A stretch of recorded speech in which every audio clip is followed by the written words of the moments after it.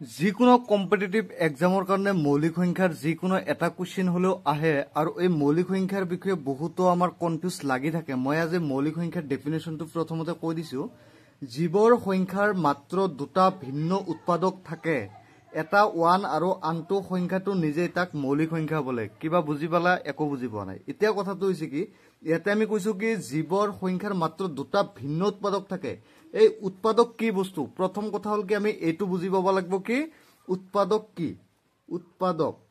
তাৰ পিছতহে আমি এই মৌলিক সংখ্যাৰ কনসেপ্টটো ক্লিয়াৰ হ'ব। সো আমি উৎপাদক বুলি ক'লে একচুয়ালি কি হয়, যেনিবা 4 উৎপাদক কি কি হ'ব, যেনিবা তোমাৰ যাই কেনে 1 পূৰণ 4 ইজিক্যাল টু 4, 2 পূৰণ 2 ইজিক্যাল টু 4, তে ইয়াতে 1 2 এই 4 এই তিনটা হল আমাৰ 4 উৎপাদক। 4 উৎপাদক হল এই তিনটা।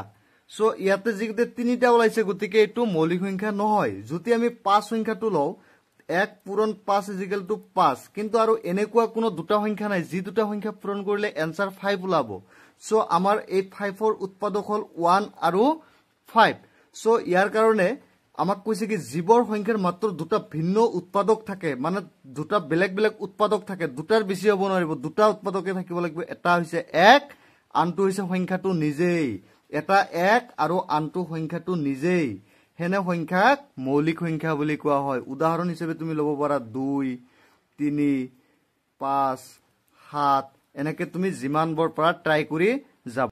জিৰ' লেভেলৰ পৰা গণিত ক্লাছ কৰিবলৈ আমাৰ স্ক্ৰীনত থকা হোৱাটছএপ নম্বৰত এটা হাই লিখি দিয়ক, আমি আমাৰ হোৱাটছএপ গ্ৰুপত জইন কৰাই দিম।